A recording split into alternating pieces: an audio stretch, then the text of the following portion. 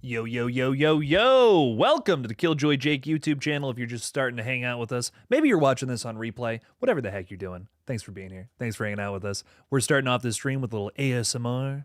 I'm gonna sip up on this PlayStation mug that I have in my hands here. The ghost face one is in the wash. I know some of you are going to be very disappointed. But we are going live at 3 p.m. I just want to go live earlier. Moving forward, I am an adult now. and you know what? Streaming at 7 o'clock and working from 7 a.m. to 9 p.m. at night is just is a sacrifice I guess I'm no longer willing to make as an adult man. I'm ready to end my workday at 5 p.m. and have the rest of the day to rest. So I appreciate you guys hanging with me there on that very weird schedule change. But Zambro 2021 is saying hello. Hello, Zambro. You might be the only fella here as of right now, but I appreciate you for stopping by, talking a little horror with us. This is a Final Destination, a Scream 7, Terrifier 4. I know what you did last summer's stream. We can talk about anything else too on top of that, so throw it on in the comments. We'll get right on into it. I'm excited though because I woke up today to some of the best news I've ever seen in my entire life, and it's that Final Destination Bloodlines made over $100 million worldwide this past weekend, and I won't stop talking about it ever. So not only did I post a big video about it today that you can check out, we will be talking about it here as well. Do you guys have any Final Destination 7 theories you want to throw out there that maybe I didn't cover in today's video? Throw them out there, we'll hear about it. And of course, anything else. I see Dave Sim talking about the monkey too. You saw the monkey and you were not impressed. What didn't you like about it, Dave? I'm just curious. That's a movie I actually wanted to. It's really funny, Dave, that you brought that up. I see so many other folks coming in too. We'll say hi to all y'all in a sec here. But Dave, you know, it's funny. I wanted to bring that movie up. I actually wanted to bring it up and ask a big question today, which I'm going to put as a poll right now. You totally reminded me I wanted to do that. What movie did you guys like better, The Monkey or Bloodlines? Which movie did it better this year? Who did? I'm gonna just say who did it better. That's who rocked that dress better, The Monkey or Bloodlines? Start the poll. Bam. I want to know. We're gonna let this run the entire stream, and then we're gonna cut it. So everyone's gonna get a chance to vote. Throw it out there. Let me know what you guys think. I want to know who did it better. Ultimately, I think Bloodlines is gonna win. That's my early prediction, and I'm gonna vote. What am I voting for? I don't want to skew the. You know what? I'm not going to say what I'm voting for because I want to skew. I don't want to skew it one way or the other. Wow, it's yelling at me that I can't vote in here. Okay. Close. No, I don't want to close poll. Huh? I can't vote in my own damn thing. I can't vote in my own. I guess I can. I literally can't skew it one way or the other. Well, let's get to some of these chats, shall we? Let's stop wasting time. Lori, Double X. Hi, Lori. How are you? Welcome in. Tom is also with us, just Tom. Saying, hey, Jake, hope you had a good weekend, man. I hope you did too, Tom. It's Monday. I know it's 3 o'clock on a Monday, which is a weird time to stream, but we're still vibing. We're still having a fun time. And that's what matters, Tom. So thanks for being here. If you're just wrapping up your workday, maybe you're not in Eastern time zone like how I am. Maybe you're doing something else. Maybe you're just waking up. I don't know what you're doing, Tom. But thanks for being here. Hopefully you had a fun weekend too. Marley Kai is saying, hello, Jake. I am currently in the middle of training. Nice. Marley Kai is getting ready to fight a bunch of people. We were talking about that on the gaming stream the other day. I'm excited for you. That sounds like it's going to be crazy. I'm all about crazy things. Paula Fitzhenry is saying, okay. What's up, Paula? How you doing? Welcome in. Thanks for being here. Thanks for being okay. Corbin Blood Moon, which is just a crazy name. I am Corbin Blood Moon. I am destroyer of worlds. Damn, I'm so upset that Tony Todd isn't alive anymore. His final scene was so sad. That, you know, I wasn't even saying this because I knew it as a fact. I felt like those couple of lines were maybe just from the heart, something he had come up with. But there was an article that actually came out after I put out my review that said, yeah, no, they just let him riff. Like that was just from the heart, Tony Todd saying his piece. And I'm like, wow, that is just so wonderful, man. I was upset. I was in tears. I think every time I watch that scene moving forward, I'm just going to be a little upset thinking about Mr. Todd. Another potentially hot take which I hope this isn't upsetting to anyone, but I just feel like of the two big franchises that Tony Todd is a part of, Final Destination just was a little kinder to his legacy. If that, I don't know, maybe this is a weird take, and maybe I need to watch Candyman 2021 again, but I just feel like having Tony Todd be that final visual of that film, I don't like it. It just feels like such a, hey, we got Tony Todd in the film, we checked off a box. It's like, I don't know. Tony Todd got to do so much more with this scene than he did the Candyman requel, and I don't know. That bums me out.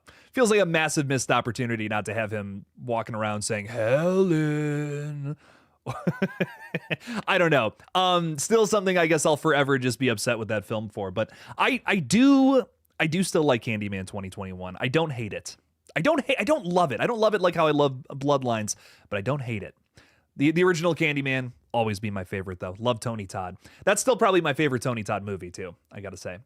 NRU Cody is saying, yo, Jake and folks, was watching the Bike Riders midway, got your notification, had to stop only for you, Jakey Boo. Much love, brother. Dude, thank you. If you want to watch whatever the Bike Riders is, I don't know what that is, you feel free to do that. I don't want to interrupt your day, but I do appreciate you stopping by and saying, hey. I feel like I'm that annoying friend that calls you up like in the middle of the day. The guy, your one friend who just doesn't have a job and is like, hey, you guys want to hang out? And you're like, I'm on my break at work, dude. So if that's how I'm coming off right now, Cody, don't even worry about it. Thank you for being a member. Thanks for hanging out with us. Enjoy whatever the Bike Riders is. I don't know what that is, but I hope it's awesome. And I hope it's better than me screaming a bunch of horror stuff at you. Marquise Ballum is saying, hey, Jake, what's up, Marquise? How are you? Welcome in. Thanks for talking a little horror with me on this Monday afternoon. The Chain TV is saying, wonder if Final Destination 5 had a big marketing in like when that came out. I don't know. Actually, I'd have to look into that. I know it made a ton of money. Like I know the last two Final Destination films especially made like a fuck ton. Like Final Destination 4 and 5 did really well. So I don't know. I'm actually not quite sure what the marketing campaigns were for that. I'm seeing a lot of elaborate things happening with Bloodlines, though. I think they knew this was going to be a hit based on a lot of the stuff that, I mean, I don't know if you guys saw the Mother's Day thing. I just shared that on my Instagram story if you have not seen that, but they tricked a bunch of mothers to go see Final Destination with this like fake poster. It's Iris and what was her husband's name? I already forgot. They're kissing on the sky view, and it's like, it's a love story. It's this romance movie. Come see it for Mother's Day. And all these moms were like, what the fuck was that? That was not romance. That was death. That was awful. And I just thought that was funny. So this movie's having a killer marketing campaign, I have to say. The Chain TV. So thank you for being here. Thanks for hanging out with us. Lunar Phantoms is saying the Final Destination Bloodlines ending made me crash out. Like I know they had to die, but it just feels the same. It doesn't feel the same, right? It feels like it feels brutal because these characters are so lovable, and then we just killed them off. Goddamn. I'm upset, I was definitely like, there's a part of me where I'm like, that's a damn Final Destination ending if I've ever seen one. But I was also kind of heartbroken. I'm like, I was rooting for these people. I don't know if I've ever felt that way about most of the other characters. Some of them. Wendy from 3, Alex from 1.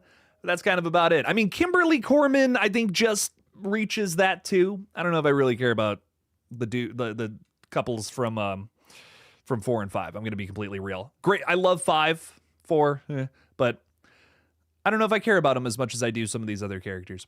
Riley Rage is saying, question, should we be concerned production was so quick and easy to do a name change to fix the Dempsey Kincaid issue? It's a terrible look for Scream and Sydney's legacy.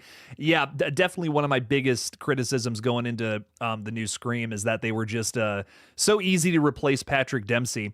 It's such a strange situation there. I know that they, it was a lot of restraints, obviously, and Dempsey's house burnt down, which is why they had to, I mean, they were kind of forced. I almost don't blame the production for that, but it does feel like it's going to hurt the film overall. It's one of those things where I'm like, I'm not mad at anybody in particular. I get why they had to do it. I don't think it's going to help the film.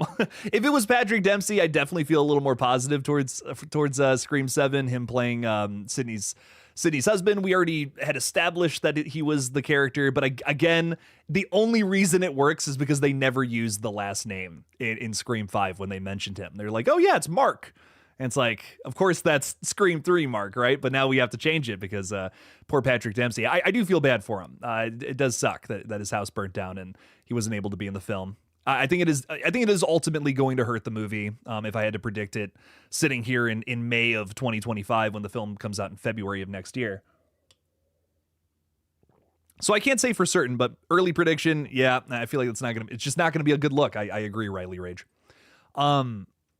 Cody is saying my friend Lexi is watching The Final Destination as we speak. I send her a coin emoji in Snapchat. She was so confused, and I told her to come back to me after that's really funny.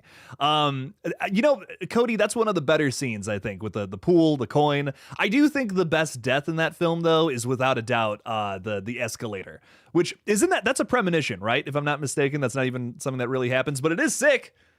Fucking cool. Cool kill. Or is that a real kill and I'm just crazy? I don't know. I might be. Erica's saying hello. Hello, Erica. Thanks for being here. Appreciate you a ton. What's up? Welcome in.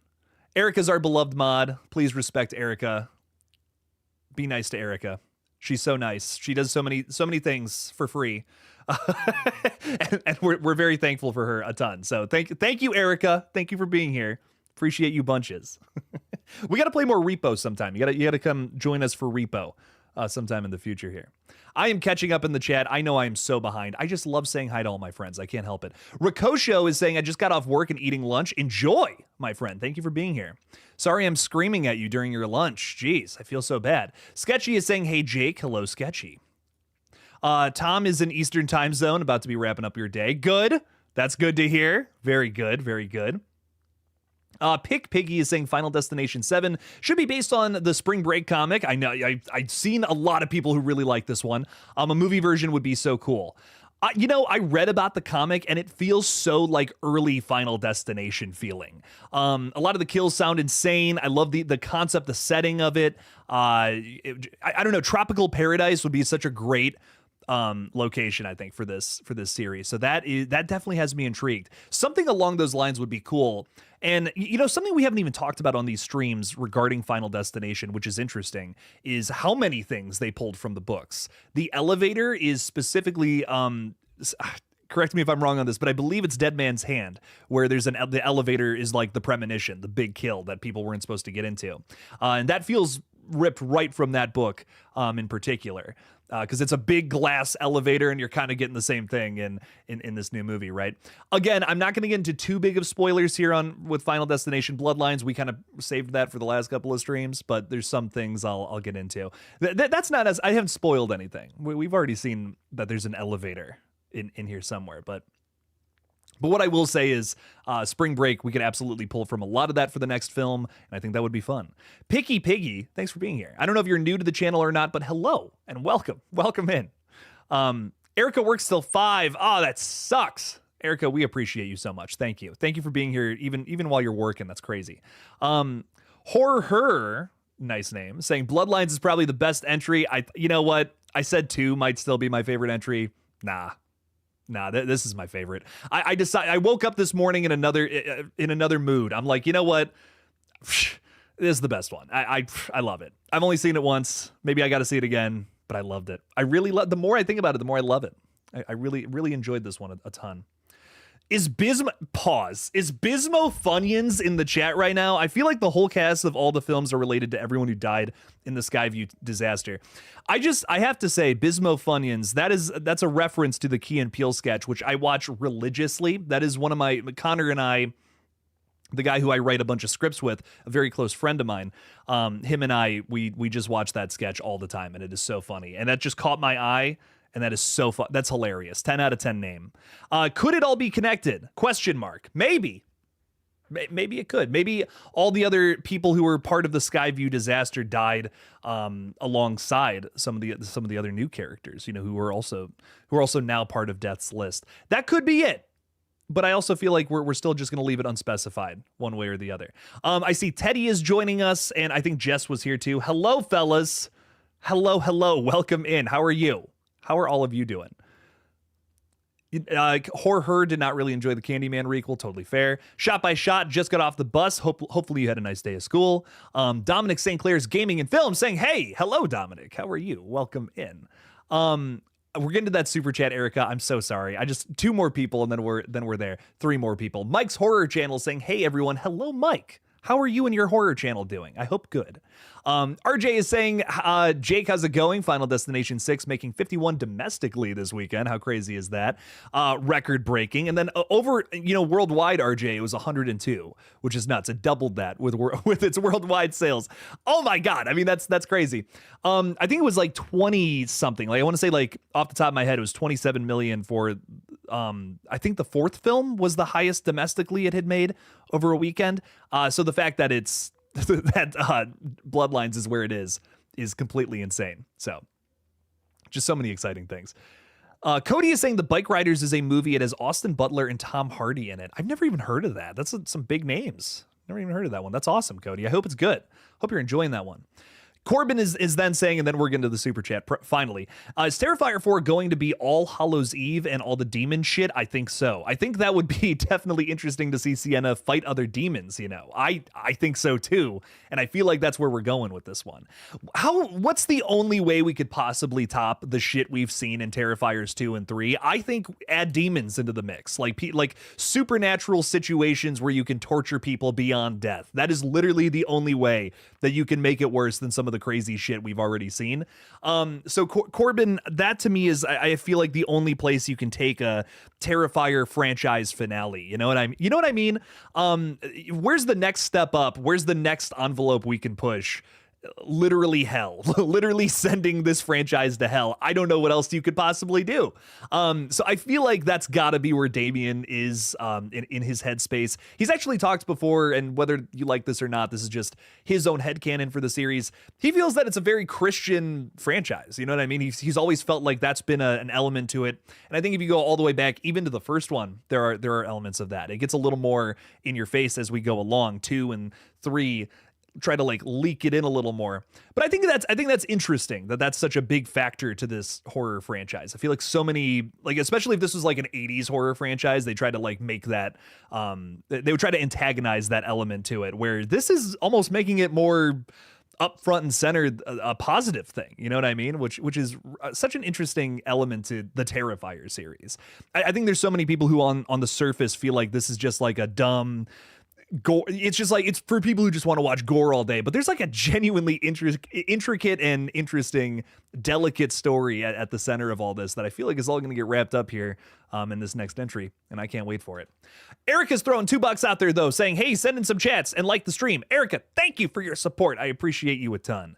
Yes, we do have a fun little super chat goal of the day. If we get 10, I'll go for a little longer. I know I did not fulfill the full hour last time, and shit on me all you want for that. I was a little tired. Today, I'm ready to go. It's 3 o'clock. It's not fucking 7 o'clock this time around. So let's rock and roll all day and party all night. That's how the song goes, right? I butchered that so bad. But Erica, thank you for the $2. Appreciate you bunches. Thanks for being here. Jesse Horror 210 is saying, "Hi Jake and hi chat." Hello Jesse, how are you? Thanks for being a member. Thanks for being with us today.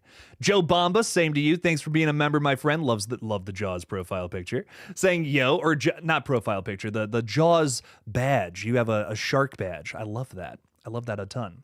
Erica has the face hugger one too. So if you become a member, you get really cool badges. I never bring that up, by the way. I never bring those up, but you do get really cool badges. And as for a longer time as you're a member, you get cooler badges. So just something. It's probably the smallest incentive to to becoming a member, but it is there. It's one of the many things you get. So okay, this is a name. Hang on here. I need a sip of water before I get into this one. The Creamy Tickler is saying, "Can't wait for the trailer for Welcome to Derry tomorrow. Hopefully we'll see Pennywise. I wonder if he'll have a new look in makeup." Creamy Tickler, I would say yes. I would say he absolutely is going to have some sort of different look. Think an earlier design for Pennywise. This is 27 years before the first film. So I would imagine he looks different. Maybe like a less developed version of Pennywise. I mean, we remember that one scene in It Chapter 2 where we actually get to see him like before he was like completely developed into the evil clown that he was. I feel like that was like his original Pennywise form. And then maybe he slowly built upon the character as time went on. I mean, I know it sounds kind of crazy, but you got to think he's basically like he's basically a clown who's trying to scare kids so that they taste better to him. You know what I mean? Isn't that fucked up? So I feel like we could be seeing an earlier version of Pennywise that's not as intricate, or maybe just fits the time period a little better. We're in I believe the 60s. Yeah, not 50s. That doesn't make sense. We're in the 60s now. So what is that? What is a 60s version of the clown? What is the last version of Pennywise look like opposed to the one that we're all so familiar with? I'm sure it's going to be very similar to the design that we all know and love, that I feel like is just so iconic. You can't change it too much, right? Because I mean, it's like one of the most recognizable horror characters in existence right now. But I'm quite excited to see where it all ends up going. What changes, what they feel like needs improvement, all that kind of stuff. Ella is here saying, seeing Bloodlines in IMAX this Wednesday. Genuinely can't wait. Enjoy. I still got to see this in IMAX. I still haven't seen it doing all that. I believe there's a 4DX for it too, and I do want to check that out as well, which is nice. Shot by Shot seeing it with his dad next week. Nice. You're going to watch the other ones for the first time. Enjoy. Ghostface is here saying, here's an idea for 7. Death ignores its own list and goes after witnesses of these accidents along with the main targets, like people who's onto him. Okay. I vibe with that. I pitched it's funny. I pitched a theory kind of like that in my video today about a conspiracy theorist who's like obsessed with the premonitions and death and like just wants to understand it further. So that is definitely something that I feel like there's something there. I feel like we're in the same ballpark mentally. You know what I mean? Like I feel like we're pitching in the same game, but are we getting to the same place? We'll see. I would love something like that explored in this series for sure, though, where it's like it's almost like a meta take on the franchise a little more than what we've already gotten. There was certainly a taste of that in Bloodlines. I mean, oh my God, that whole everything before Julia's death is crazy meta. It hurts a little bit. As a Scream fan, I was eating it up. What can I say? Flashing forward here, Deadshot has thrown $5 out into the chat. Thank you for your support, my friend. As you know, Super Chats moved to the front of the line, and it did take me a while to get there, so I'm so sorry. Thank you for being patient and waiting. Saying, hey, dude, got to see Bloodlines, and wow, what a time it was. The Sky View might be my favorite disaster I've seen. Deaths are absolutely brutal. Hell yes. Dude, I'm so glad you enjoyed it. I was just, I'm in the same boat. I think the Sky View, everything with that, it's definitely one of the best disasters, one of the best premonitions in the entire series. I don't think it's too crazy to say top 3. I really don't. It has some of the most brutal premonition deaths. I think just conceptually, it's a really good idea. The more I've thought about it too, and this was actually brought up on one of the previous streams that we did, like either Friday or Saturday. I think Friday. We talked a little bit about, does this premonition invoke fear? Like, does it make me terrified of something? And there was some arguments back and forth on this, which I thought was really interesting, and to kind of highlight both sides of it a little bit. Some folks felt it was a little too far of a stretch. How many high-rise towers are there that we're constantly going into? That's not as mundane as some of the things we've seen in previous entries, which I agree with. Honestly, I do.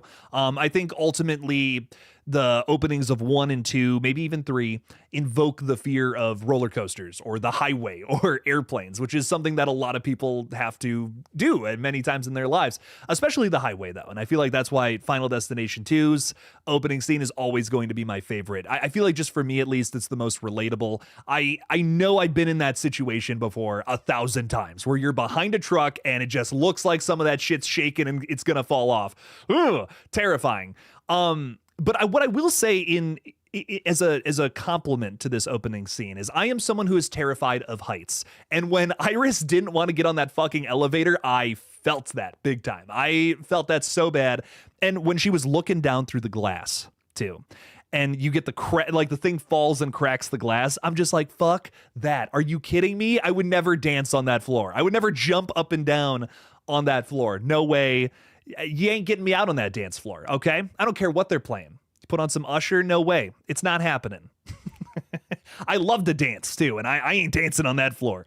Fuck that shit.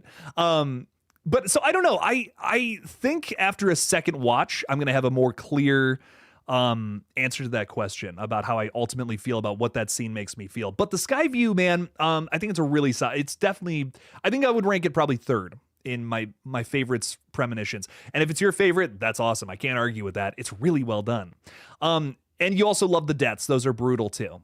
Totally agreed. The more I think about it, the MRI machine death, it's up there for me. I think on one of my previous streams I had said I don't know if any of these deaths make my top 10 list from the series, but that one's pretty good. I gotta admit, MRI machine death, it's up there. It's pretty solid. I love the wheelchair going through him is crazy. So I should say spoilers. I really should say spoilers on this stream for Final Destination. I just realized some people haven't seen it yet. But we have that's something that's public. That's public. The Collider article that came out talked about that death in particular. So I don't feel too bad spoiling that one. There's maybe 2 or 3 other ones I won't talk about, and I'll make a mental note of literally right now. Sawfan29 is saying, which horror final girl do you prefer, Sidney Prescott or Sienna Shaw? Sidney Prescott has way more history than Sienna. Sienna's just like, it's the new character on the block. You know what I mean? It's like she's not a flavor of the week. I ain't saying that. You know what I mean? Like, she's going to stand the test of time. 10, 20 years from now, we're still talking about Sienna Shaw without a doubt in my mind. But you definitely are talking about what I would believe are 2 of the better final girls out there. Like I'm talking top 3 on my list at least, but it's kind of hard to top Sydney with everything we've seen from her at this point. Sawfan, ask me this question again after we see 7, and then I think I'll give you a better answer, because if 7 sucks, and that might hurt Sydney's legacy a little bit, I might be more willing to answer Sienna Shaw then. But we haven't seen enough, I feel, from Sienna. I don't feel like she's completed an arc yet where Sydney has. So it's hard for me to answer Sienna, even though I am such a big Terrifier fan. It's got to be Sidney Prescott in terms of history, in terms of effect on the genre. Come on now. There we go. Deadshot, I don't think I thanked you again for the $5, by the way. Thank you for the 5. Really appreciate you a bunch. Thank you. Joey Bagby also says Bloodlines is the best film. Hard to disagree. Can't disagree with that one at all. I love it. I think I really do love it. I am putting out the ranking video, by the way. I know I've been promising this for literal months now, that I would eventually rank all these movies, do a little review of them. That is happening this week. I'm saying it here on the stream. It's gonna fucking happen. And if it doesn't, I'm gonna lose my mind. The Welcome to Derry trailer, I did not know this was dropping this week, so I do have to cover that tomorrow. That's pretty much gonna take up my day and morning Tuesday. But Wednesday, hopefully we can get a big video ranking all 6 of these bad boys. And I've decided I'm going to do it a little differently. I'm going to rank all 6 of the movies 3 different ways: by how I like the premonitions, by how I like the kills, and how I like the characters. So it's going to be kind of a long video. I'm more than halfway through writing it at the moment, and I should have a finished script by the end of the day. So we'll hopefully we'll see that one Wednesday. I think I can do it by Wednesday, but we'll see. So stay tuned. Stay one more big Final Destination video, and then I think we may be on to what we're talking about, Final Destination 7, of course, but then I think we may be a little more focused on both 28 Years Later on this page and I Know What You Did Last Summer. Those 2 are going to become probably a big focus. Hermosa Faye, maybe that's right. Hello, my friend. How are you? Welcome in. You're talking about Final Destination 7. It should be in the 1950s. Let's go even farther back than the last one. I like where this is going so far. With the grandmom's mother being an MK Ultra sub-project. What the fuck? And you even have the years. You did your research. I love you, Hermosa. Oh, man. So she's an MK Ultra sub-project victim who received the first premonition. Oh my God, we're going to explain all this with some MK Ultra bullshit. I can't even, that's cool. That's just really cool. I wish, I wish Stranger Things didn't kind of do that, but I'm still vibing with this big time. That's insane. So, this has been a very big conversation, though, regarding Final Destination. A criticism I have seen that I don't know if I necessarily agree with Bloodlines, but it is one I'll put out there. Let's shed some light on this. Some people want an explanation as to where the premonitions come from, and they felt like this movie would have offered that up, being as it takes place way back when, 1969, for the opening scene. That wasn't exactly what we got here. I don't feel like that's a spoiler because this movie doesn't really touch on that. That's not really the focus of it. Will they explore that in Final Destination 7 with something like this? That's insane. That's a really interesting idea. I don't hate that. I definitely don't hate that. MK Ultra subproject. I'm gonna open that up to the group. That's just like, that is satisfying my sci-fi horror heart so much. I couldn't even hate that. It might just change the it might just change the entire franchise as we know it, but I'm still vibing with it. That's a really cool idea. Oh man, good stuff there. I am so behind on the chat. I am gonna flash forward just a little bit here. Really appreciate all you guys for hanging out with us, though. A ton. I'm gonna try to get to everybody. I want to make sure I say hi to everyone at least once. Tori Mayers, hello Tori. How are you? Welcome in. Danny Huckins is saying, I just watched Founders Day the other day and I thought it was phenomenal. One of the best whodunit since Scream 1. I'm really glad that you liked it, Danny. I'm not gonna go too deep into my experience with that film, but I'm really glad that you enjoyed it a ton. That makes me happy. It makes me happy when people enjoy horror films. TRS is saying the next premonition should be set during a New Year's Eve countdown in New York City. Ooh, I like that. Would be interesting seeing a drone display gone wrong. Oh, shit. You guys have some you guys have some genuinely good ideas. I love that. I like 10 out of 10 idea right there. Ooh. So what's great about that, TRS, is I love when you can make like modern tech terrifying like that. Because I feel like we're all inherently a little afraid of modern technology, the next step forward in terms of, you know, progress and all that, right? There's always in all human beings, whether we're for or against progress in general, like we have that inherent like fear of the unknown. Where's the next step going to be? And we can kind of display that, I mean, just through drones itself, which feels like such a simple thing, but it would work, I feel like, there. Especially because a lot of folks have been, or a lot of states even, have been trying to cut out fireworks and try to have drone displays instead.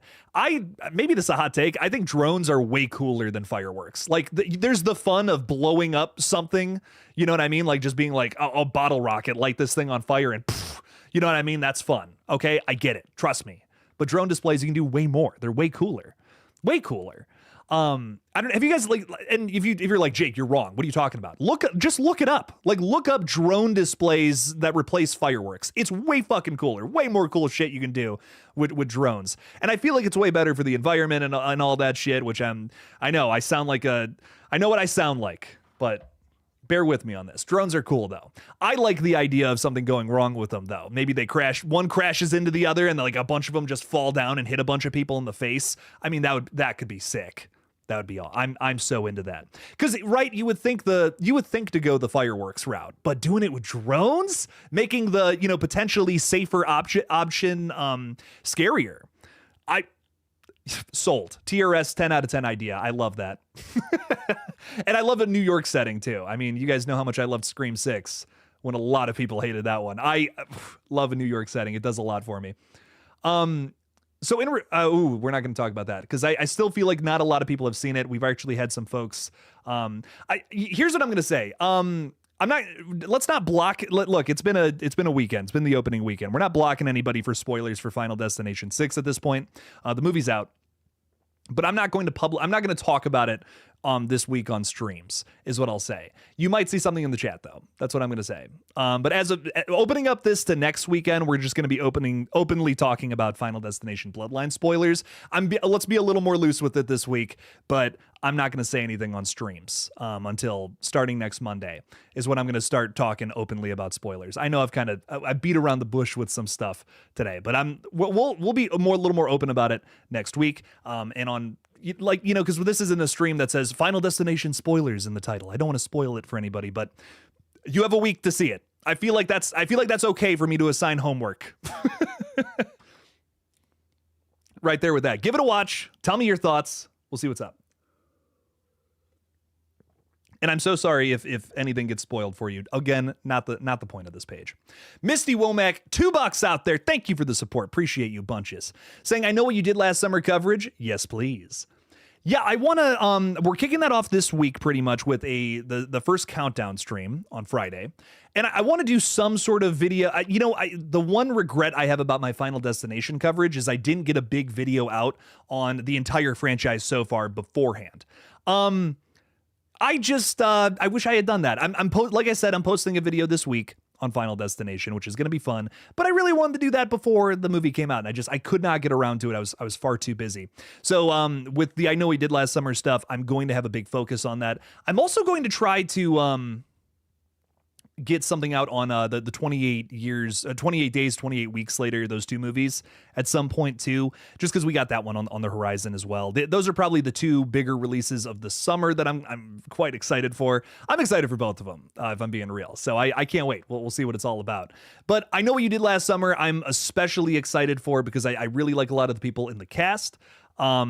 I think a lot of the new cast members that are coming along, some really cool faces in there that I quite enjoy. Madeline Klein from OBX, from Outer Banks on Netflix. I love that show to death. I think it's so good. It's basically like Uncharted mixed with I Know What You Did Last Summer, so that has me quite excited just to see what she's up to in that one. And also, I really enjoyed Chase Wonders in Bodies, Bodies, Bodies, which if you haven't seen that movie, I don't know. Some people hated that movie. I don't know. It was a lot of fun to me. I had a great time with it. It has a crazy twist ending. BBB, baby. Rock on. Bodies, Bodies, Bodies. Really fun movie. So to see a lot of those familiar faces in horror or just things I like in this movie definitely has me excited for this one. And of course, the two surviving legacy characters coming back, which is really exciting. So this movie looks like it's going to be fun. Do I have high hopes for it? Do I think it's going to be a banger that changes horror, defines 2025 for horror? No, but I do think it's going to be probably the best I Know What You Did Last Summer sequel, if I had to guess, as of where I'm standing right now. And hopefully it's even better than that. Looks like it could even have some crazier kills. And actually, Danny Huckins is putting it out in the chat. The Fisherman looks ruthless. He looks way more ruthless than in any of the other movies.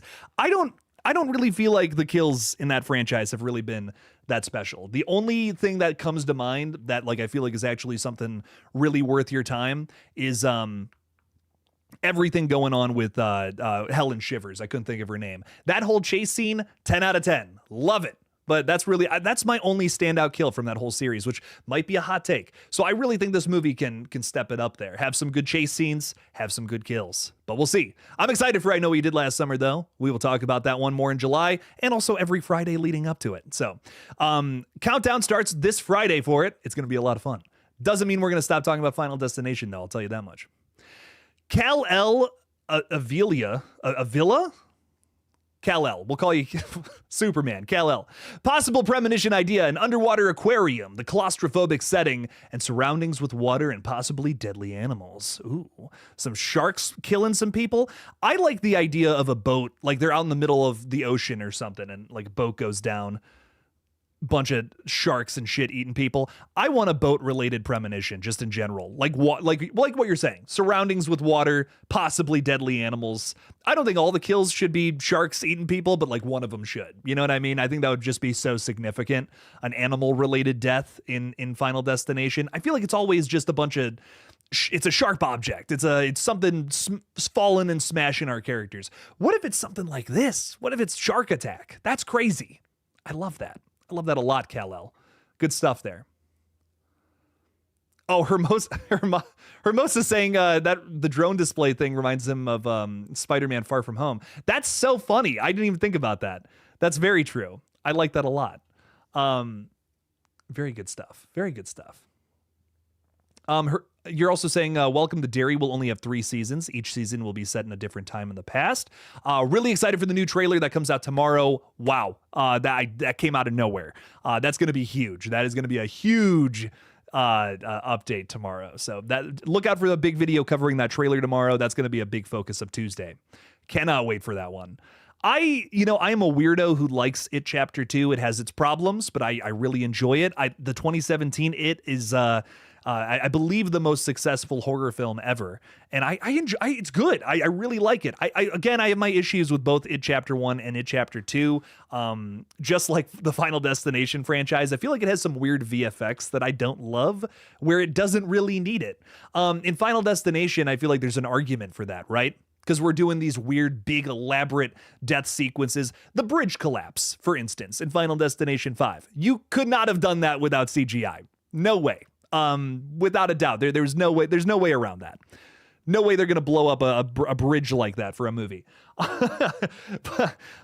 the 5th entry in a horror franchise. Let's say that. Unfortunately, it's just the truth. You know what I mean? I love horror, but that's where we're at with something like that. You couldn't have done that without CGI. Excusable why some of those deaths don't look so great. I get it. But with it, that was one where I'm just like, why is there so much VFX here? And it gets worse in the sequel. So I don't know. It's something I don't love about the series. And so far, I haven't seen a lot of that in Welcome to Derry. It seems like it's more practical stuff, more creepy people smiling, which I'll take more of that versus bad VFX looking deaths. Personally, but we'll see what's up. We'll see what happens with Welcome to Derry. That's my biggest thing. I'm like, you really don't need a bunch of VFX kills in it. I feel like there's some things, yes, like the different creatures, the different forms that it takes on. Totally understand that. But there's a lot of kills in that movie in particular where I'm just like, that doesn't look good. Like that just doesn't look good to me. Would have been way better had it not been more rushed stuff. Crappy looking stuff like that. And Corbin Bloodmoon, yes, I am going to post a review on Clown in the Cornfield. Last week got very busy, but that's coming this week as well. So members will be seeing that shortly. Shortly. It's coming. It's on the way. I'm seeing a ton of movies that I missed last week today. Actually, fun fact. That's another reason why we're going live so early. So, Clown in the Cornfield review, it's on the way. We're making that one happen. Oh, Erica, you are totally fine if you miss anything. Don't worry about policing the chat too much. Again, like I said, it's totally fine. I understand you're at work, and that always takes priority over this silly shit. So I appreciate all the mods a ton. Thank you guys. Thank you all so much. Not horror related, but are you looking forward to Happy Gilmore 2? Yeah. I am. Fuck it. I love the first Happy Gilmore. Do I think the sequel is going to be great? Probably not, but I'm still going to watch it, and I think it's going to be fun. I am, another weird thing that I'm a fan of that I understand why a lot of people are not, is just Adam Sandler movies in general. I grew up with them. They're very nostalgic for me. Big Daddy, what's the other? Oh my God, Mr. Deeds. Love Mr. Deeds. Happy Gilmore, Billy Madison. I grew up with these movies. They're just like, I don't know. There's something about them. They just call back to my childhood. I love them a ton. So am I excited for Happy Gilmore 2? Of course I am. Yes. But we'll see what it's all about. I can't wait. Speaking of which, something I've been meaning to bring up on the page for a while now, and I'm really glad we had that comment come in because we have another death that we have to mourn on the page. I'm being so serious. This is not me making a joke right now. The alligator from both Happy Gilmore and the film Alligator 1980 has sadly passed away. And as you know, if you've been on this page for a while, maybe you're someone who's just joining us, which welcome, by the way. Thank you for being here with us. Really appreciate you a ton. You guys know I am a huge fan of the movie Alligator from 1980. I think it is one of the most underrated B movies in the history of time. If you have not seen this film, I have nothing but the highest praise for it. And let me tell you, I think it is the greatest alligator performance in a feature film. So if that doesn't break your heart, if that doesn't make you want to go and watch this thing, I don't know what will. I'm truly saddened by the hearing of this passing, and it's gonna make me cry just a little bit. I'm gonna be completely honest. Alligator from 1980, man, just one of my favorites, and to hear that the star of that film, Ramon, has sadly passed away, it really does break my heart a ton. So rest in peace, Ramon the alligator. I don't remember your real name. I should, and I'm so sorry. But I'm really, really upset to hear about this. So I know I don't know if he's here or not, but we have a fella by the name of Jason Dyer who stops by the page every now and then, who is also as big of an alligator fan as myself. Jason, if you're out there, I'm so sorry about this news, and I hope you're doing okay. I am not. I'm brokenhearted. I'm a broken man as of right now. Stefano has been a member for 9 months. Really appreciate you a ton, Stefano. That's a crazy segue there. Sorry. I was so harsh from kind of sad to this. We're getting into some silly stuff again. Stefano saying, my friend Jake, long time no see.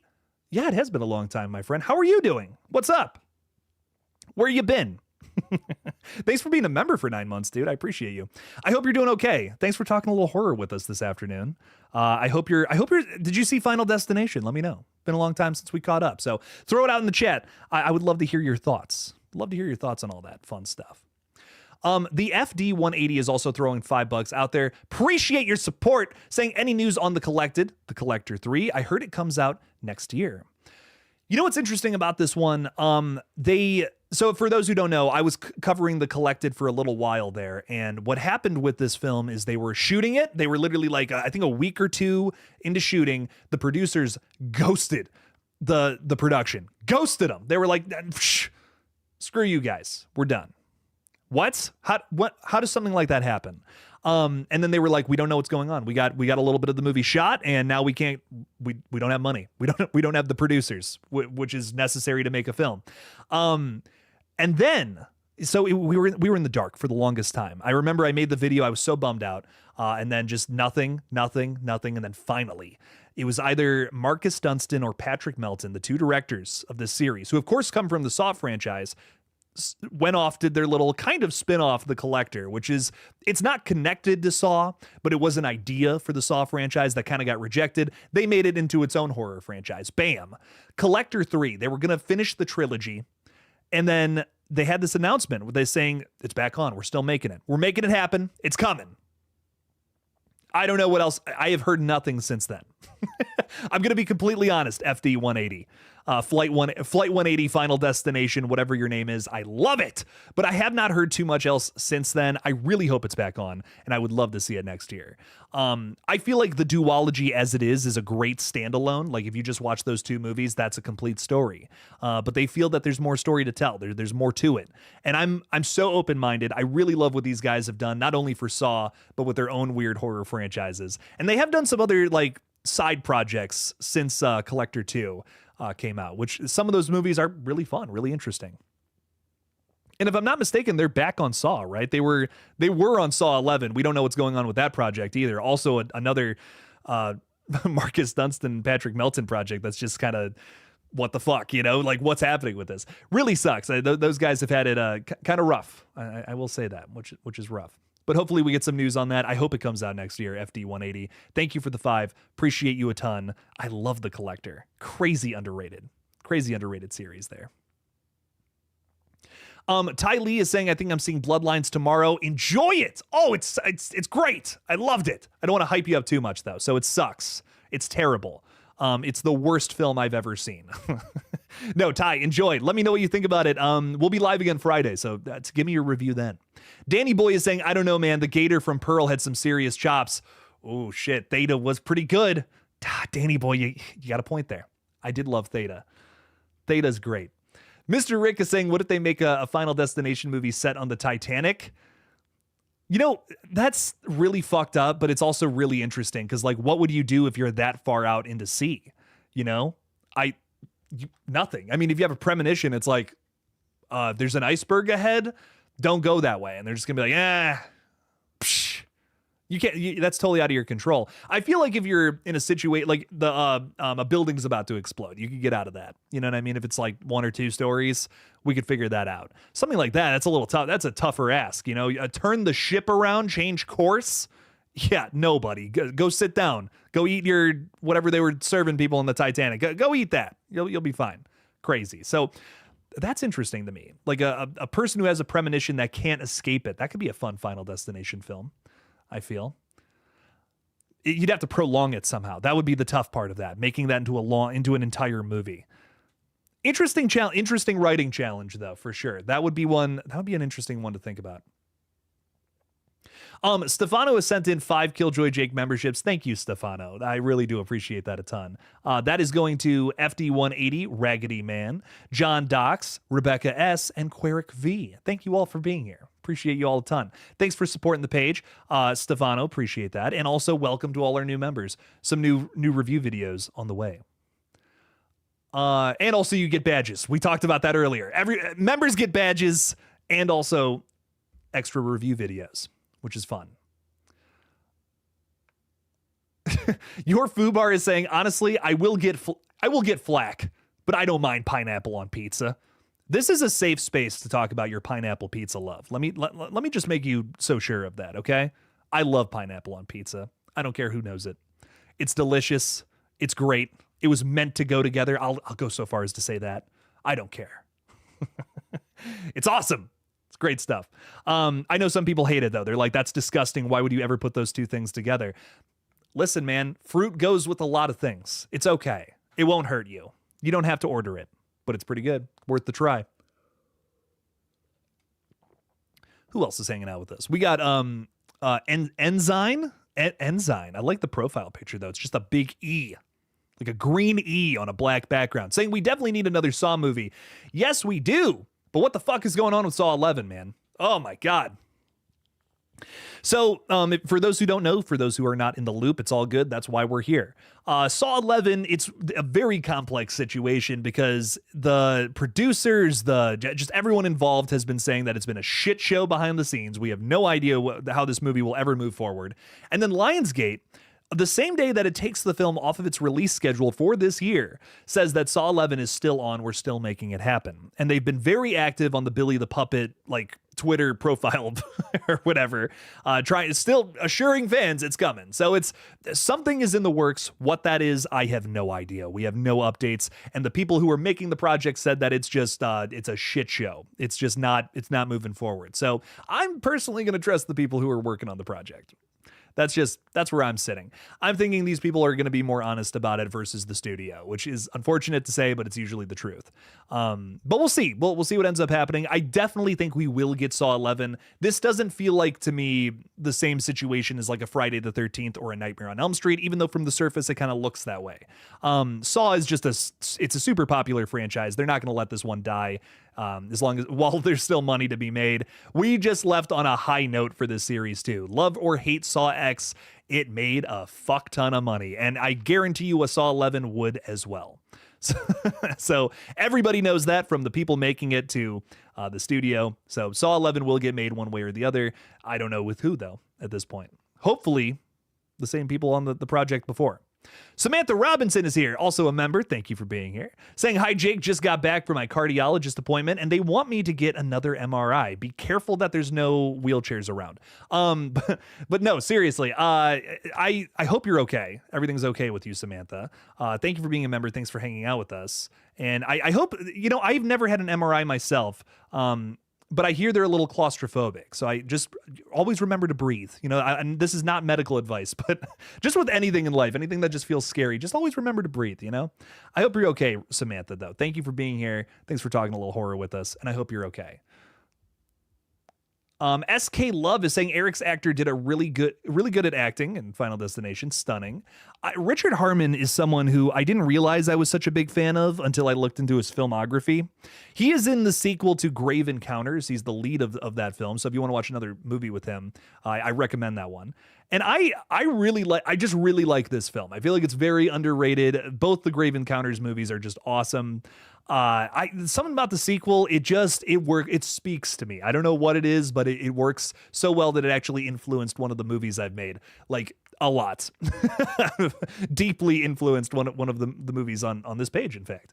But I really like Richard Harmon, and seeing more of his interviews and stuff. I watched like the Letterboxd. I always try to start my videos off with like a fun clip. Your Letterboxd 4 favorites. Richard Harmon is just hilarious in that video if you have not seen that yet. So give that a watch. Some really goofy stuff going on in there, which is great. Corbin Bloodmoon is saying we need Victor Crowley versus Art the Clown. That would be fun. Be a fun versus movie down the line. Definitely. We always need more of those. I mean, come on now. Austin Allman is saying, Jake, I'm here. I'm so sorry. Hello, Austin Allman. How are you, my nutty friend? How are you in the almonds? What's up? What's up? Everyone is asking about my take on Clown in the Cornfield, like ASMR Ty here. I'm literally seeing it tonight. I could not see it last week. I'm so sorry. But I'm going to check it out tonight. I've heard you're saying it seemed like just a generic cult horror slasher. I've actually heard the same thing from people who have seen it. Oh, you have seen it. You said I had high hopes, but it just seemed I read that wrong. A lot of the people who have seen it have told me this. I recently spoke with the Splattercast guys about just movies I had missed, and that was one. I asked them, like, what do you guys think of Clown in the Cornfield? And they were like, it's okay. I've also heard it described as PG-13 Terrifier, and I think when some people might hear that and they're like, ugh, I'm not interested. The only reason that has me really intrigued is I would love to see a gateway version, like a gateway version of Terrifier. For kids. You cannot, listen, I'm a big horror enthusiast. Madison doesn't like this, but I have told her so many times, And she's reminding me to change it to live chat. Thank you. I've told her so many times, I'm like, if the day comes where kids are in the equation, I'm showing them horror films. Like, it's in my DNA. They have to get, they have to watch some gateway horror. I mean, come on now. This is just part of the whole thing here. This Terrifier is not one I will show them. Like that's too far. That is simply we're gonna wait till maybe they're a little older kind of thing. But if this is gateway Terrifier, I'd be like, okay, maybe I'll show them Clown in the Cornfield. I don't know. I have not seen it yet though. Gonna make time for it tonight though, and. The Weeknd's new movie, I think I'm going to go see as well, which I have heard genuinely some of the worst reviews of a film this year for that one, but I'm going to sit through it so you guys don't have to. But we'll see. I don't want to go into it. I don't like going into film too close-minded though, so I'm going to give it a chance. Going to give it a shot here. What's up? Jake Boss is here. A fellow Jake. Hello, Jake. Saying hello. Been a very long time. Excited to see Final Destination tomorrow. Enjoy it. I hope you like it. Hope you have a good time with it. I loved it. I think it's probably my favorite requel ever. And yes, it's a requel. So many people want to fight me on that. Listen, if it walks and talks like a requel, it's a requel. I don't know what to tell you. It has every single requel trope in the book. In this film, does it ignore sequels? No, but God, it's every modern continuation has these elements that Bloodlines has, and I think it does it the very best out of most of the ones that I've seen. So I don't know. I love this one. Very good film. I hope you enjoy it a ton. Michelle Buxton is saying, hey, Jake, this is my first time catching a live. Hello, Michelle. How are you? Thanks for being here. Thanks for listening to me just rage on about horror films, because that's what I'm doing here. Just saying a bunch of crazy things and sometimes getting angry, which I think is always fun. Here's a guy in his 20s yelling about a bunch of crazy horror movies. Is my mic cutting out? Is that for real? Am I cutting in and out? My levels are good here. It tells me. I have a little thing in front of me that says your levels are okay, Jake. Just keeps giving me like there's a little guy and he's just kind of giving me a thumbs up. He's like, I can hear you. He's got a really high pitched voice. I love him. His name's Howard. Thanks, Howard. Thanks, buddy. Audio keeps cutting. That multiple people are saying that. I don't know what's up. Everything looks okay on my end. I'm so sorry if my audio is cutting in and out. Not sure what's up with that. Bizarre. We're gonna hang on. I'm just gonna play back the stream real quick. I don't know what's up. Everything looks okay on my end. I'm so sorry if my audio is cutting in and out. Not sure what's up with that. That sounded okay to me. It's on YouTube's end. You were for a few minutes. Audio cut off. Okay. Close YouTube and immediately reopen it. That usually fixes every problem, which I think is so funny. If sometimes you just gotta close it and turn it back on again. Or yeah, turn it off, turn it back on again, which I think is so funny. That fixes most problems. DJ Def 008 is saying Sarah Michelle Gellar or Jennifer Love Hewitt. Oh my that's so hard.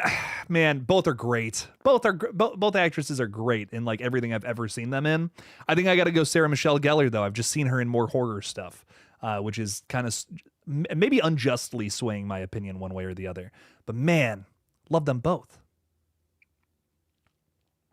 Jake Boss is saying audio is good for me, but the talking and video syncing isn't matching. That's not good. Maybe I'm just telepathically communicating and just doing this with my mouth. That joke won't land if the video and audio isn't matching. I just realized that. That's okay. Reign of Horror is saying, hey, everyone, hope all is well. Welcome in, my bloody-handed friend. Welcome in, welcome in. Appreciate you a ton. Thanks for being here. Webb's Love 1122 is saying, hi, everyone. First time on the stream. Just discovered you 2 days ago and love the content. Thank you so much. I appreciate that. That means a lot to me. Welcome to the community, Webb's Love. Or maybe Webb's I Love. Am I saying that wrong? I'm so sorry. You just came into my house. You so nicely took off your shoes and said hello. And I just butchered your name. So apologies on that one. Thank you for being here. Thanks for hanging out with us. Tell us what's your favorite horror movie? Tell us your crazy horror hot take. That's what this space is for. It's a safe space for weird horror movie takes. Damn it. Ty Lee is saying, I think it would be interesting to make a Cult of Terrifier 2 that doesn't show the kills, just the aftermath. Or a cut. I read that wrong. I'm like, a Cult of Terror? What? Yeah, Cut of Terrifier 2.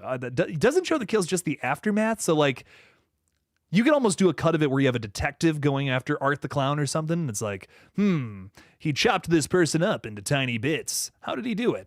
Who was the culprit here? And how did they get away? I think it'd be kind of funny. I like that. Ghostface is saying, I like the way they defeat it by beating the shit out of him in chapter 1, but I despise how they did it by the form of roasting in chapter 2. They just bullied him to death in chapter 2, right? Like, that was so stupid and such a downgrade from 1.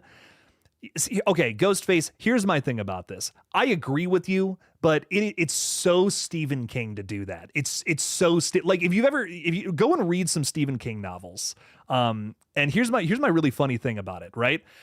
He always has this thing about, you just have to believe in yourself. You just have to believe you can do it. And then characters often do it. It's a constant theme across multiple of his stories.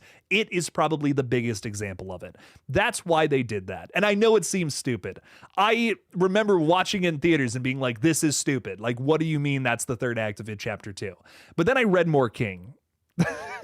Then I read more King. Then I talked to people who have read even more King than I have. I have not read all. I've nowhere near read all of his stuff. Some of his stuff. I've scratched the surface of Stephen King, and I get the believe in yourself vibes from a lot of his stories. So trust me, I don't like it either. But to me, I feel like that's an homage to Stephen. That's an homage to the writer. That's saying, like, we're taking a lot of your ideas. Ideals is the word I was looking for there. And applying it to our own version of the story, essentially. That is definitely there in the It story, but obviously it's done differently, right? I don't think they could film the actual climax of the book. It's insane. Read the book too if you want a different take on the same story. It's bizarre. It's a really weird book. Hard for me to recommend considering that scene, and if you've read the book, you know exactly what I'm talking about. Molly also is saying, anyone else having the issue with audio, close YouTube and reopen it? I just did it and it's fixed. So something's wrong with YouTube, apparently. You know what? I'm going to do it myself because I can actually see my mouth is off from the words that are that are coming out. Real quick. Bear with me here. He also is saying, anyone else Yep. Okay. We're rocking and rolling. Rock on. Let's get back to this, baby. Pat and Jester is saying, hey, Jake, sorry I haven't joined your streams as of late. That's all good. Don't worry about it. Life happens. I would like to say that I cannot wait to see Final Destination Bloodlines. The fact it made $102 million in 1 week is wild. Yes, it is wild. I'm so glad that I'm so excited for you, is what I should say, that you haven't seen it yet. I was so excited going to the theater, and I was personally just so happy with this one. I don't want to heighten your excitement or anything. I don't want to heighten your expectations, I should say. But this one's very good in my opinion. Possibly my favorite of the franchise. And I see we have some super chats. Let's get to those here.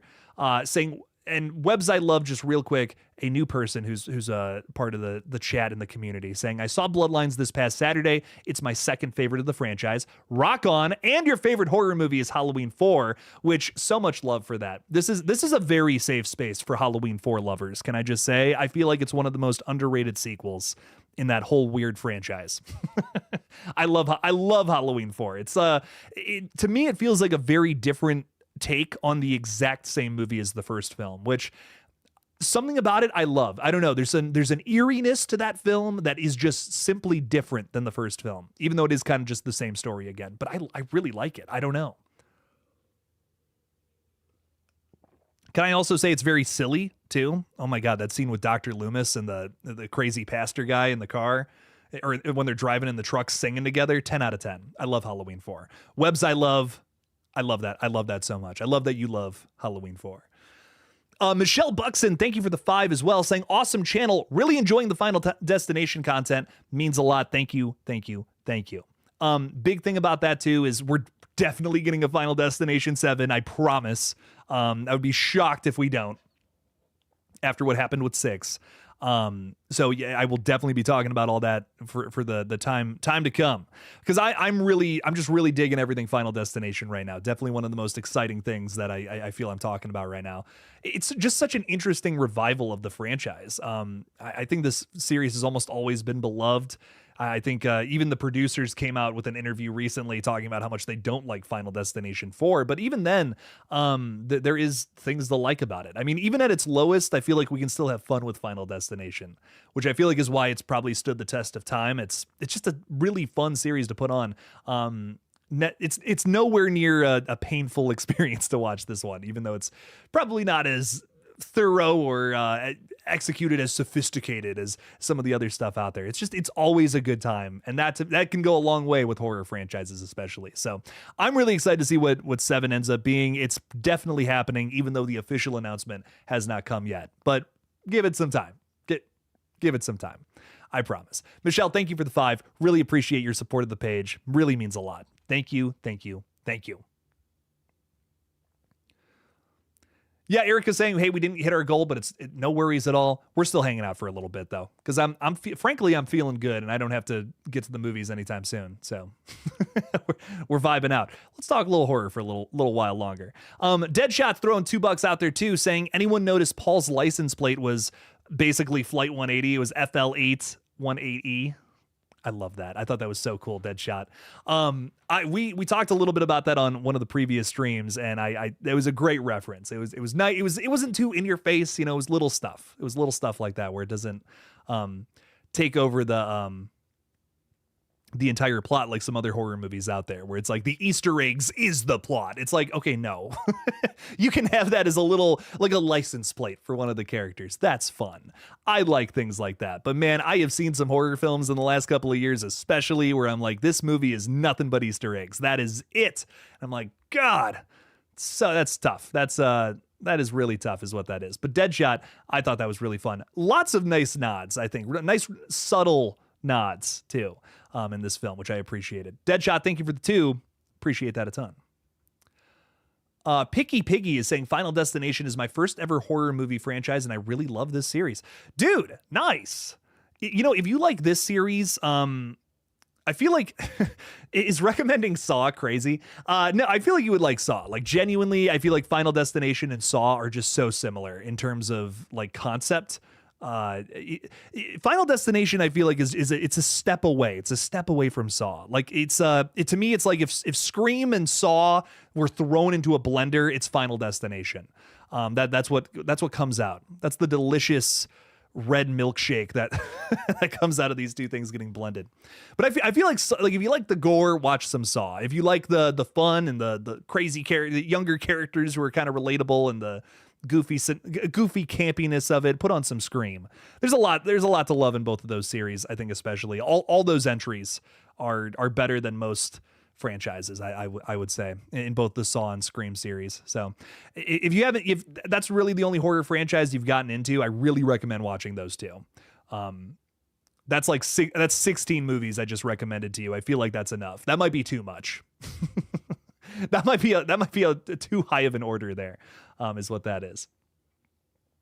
Kyle Gordon is also joining us saying, good afternoon. Hey, Jake, how you been? I'm fantastic. How are you, my penguin friend? Saying, I've seen that 3 times. You've seen it 3 times this weekend? That's awesome. It's such an amazing adaptation to the franchise. It is the best one, I think, so far. I think the opening is the best.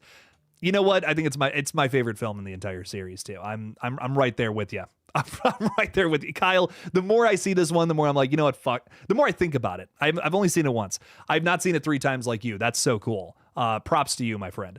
But I've only seen it once, and so far I'm still just like, yeah, this is my favorite one. I love it.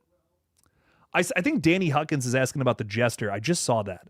I keep starting this movie and I keep not finishing it, and it's not because that's not any sort of negative on the film itself. I've started it very late at night and have passed out.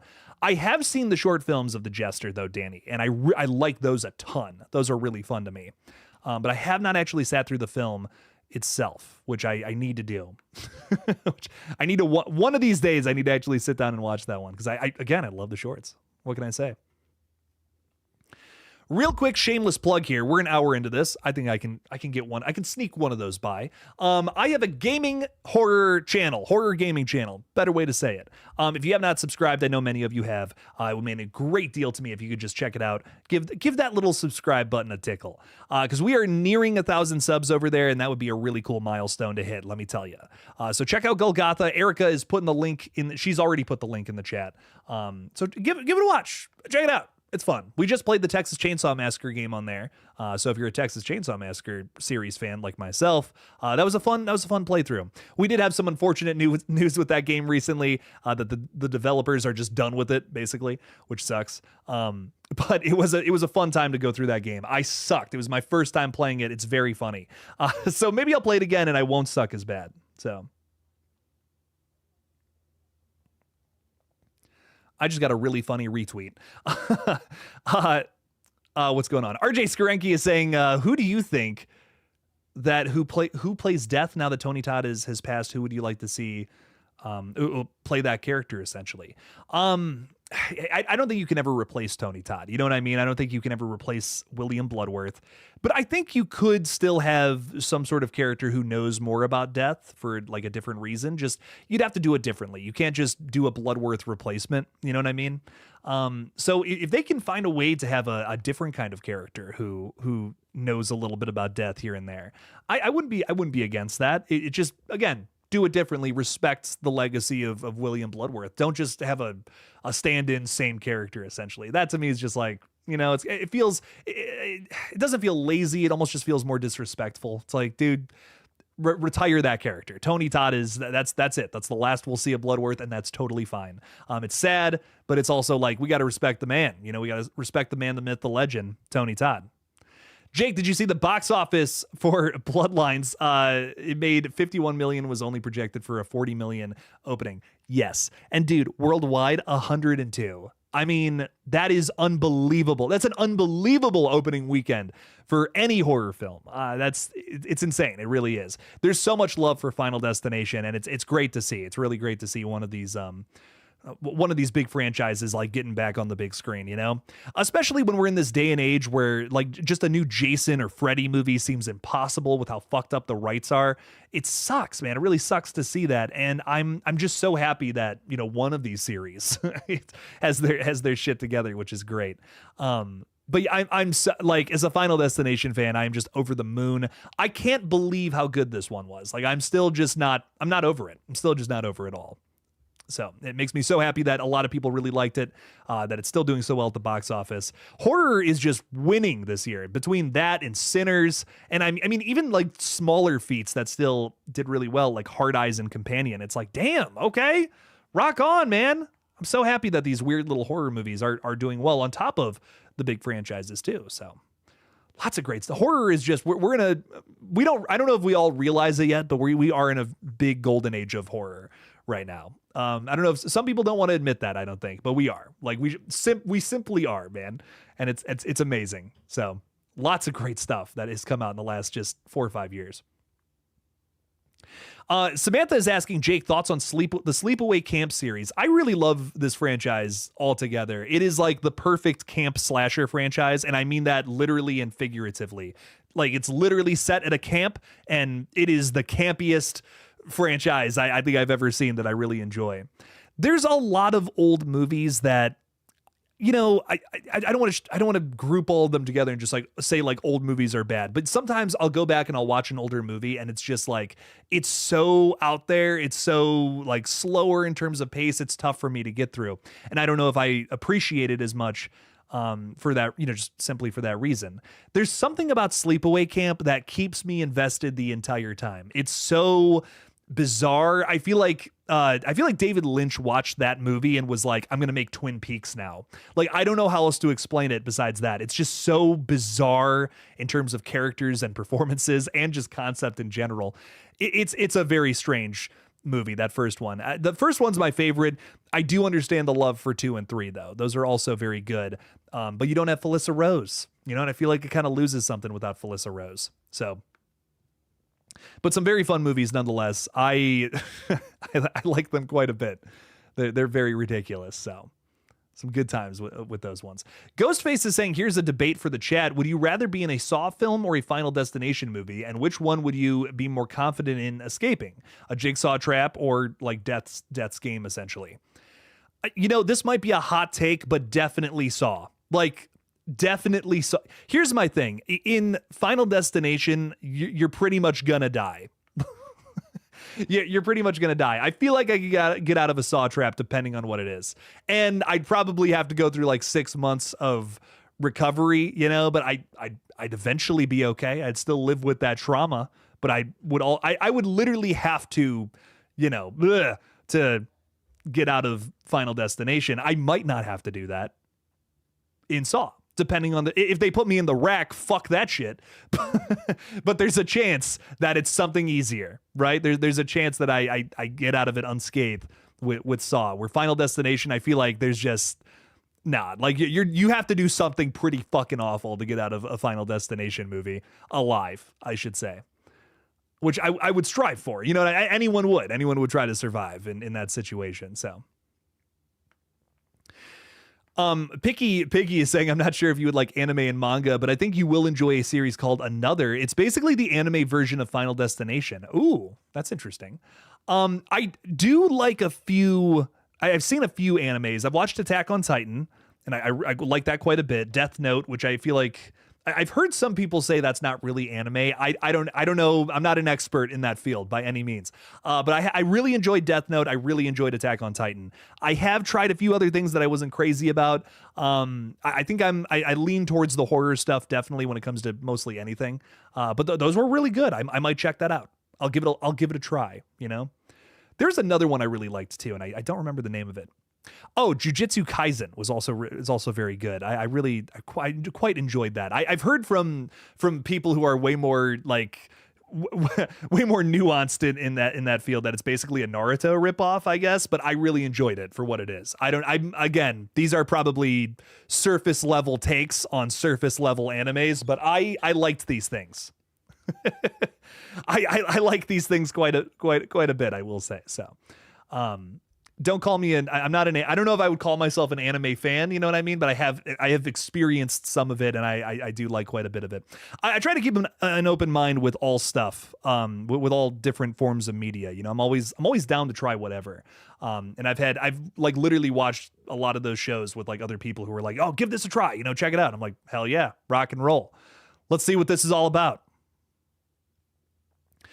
Christian is asking if Final Destination 7 is already on the table. So it's not announced yet, but let's be completely real. After the new movie made $102 million worldwide, yeah, it's probably on the way. It's probably coming. We're just waiting for the announcement, I feel like, at this point, Christian. So no, it's not officially announced yet, but let's be real. It's coming. It's coming. Come on now. Your Fubar has a really interesting point. Kimberly Corman could replace Tony Todd as she escaped death, and she can carry the torch in her own right to have characters come to her for advice. I can't argue with that. I think that would be interesting because it wouldn't be the same.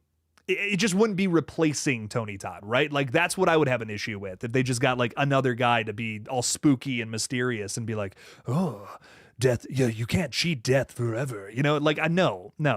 If it was Kimberly, though, on the other hand, that could be interesting. If she shows up for a sequence and says, you have to do this, you have to do that to escape death. That's the only way to do it. I could get into that. I would not mind. Personally, I would not mind AJ Cook coming back at all. And I'm shocked.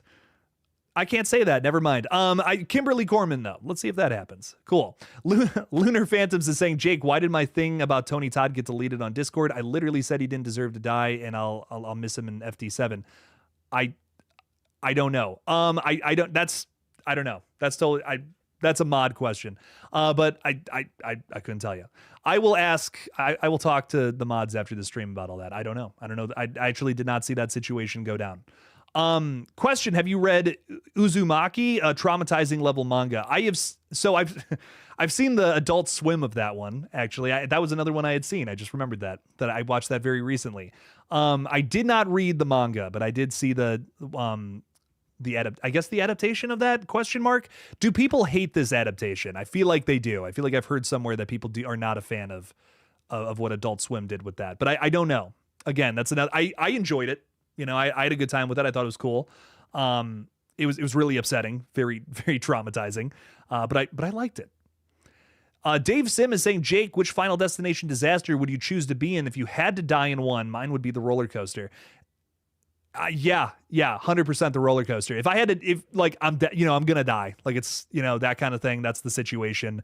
I would want it to be while I'm having fun, not in the middle of traffic saying, fuck this guy for cutting me off. No, that's not how I want to go out. It's not the last thing I want to do. It's no fun. A roller coaster, on the other hand, I feel like I'd just be like, oh, this is so cool. And then lights out. You know what I mean? I don't even think I would have time to scream, kind of thing. Which I feel like is preferable, right? Like that's how I want to go out. That sounds fun. Marvin G is saying AMC A-List is the best deal in the industry, 22 to 28 a month. I feel like you're a plug, Marvin G. I feel like you're plugging this right now. I feel like you're just trying to make me say AMC A-List is the best deal in the industry. Do you work for AMC? How much are you getting paid? That's what I want to know. I'm just kidding. I personally have Regal, so I'm just saying Regal's pretty good. I switched from something else to Regal recently too, and I've been happy with it. No, I'm just messing with you. I do hear the AMC thing is actually quite good. Just being completely real. And I'm actually moving like closer to a bunch of theaters, and I was actually considering the AMC one too, because I'm moving closer to a Cinemark and an AMC is where I'm going to be. So I'm like, I should change. I should switch from Regal to something else. Nothing against Regal. Regal's great program. Seriously. I can't recommend their thing enough, especially if you like seeing a ton of movies. They literally, you can buy as many tickets as you want for like 50 cents if you do their like subscription thing. That's actually, I'm not going to lie, probably the best one that I've had. But some good stuff there. Sorry, totally off track.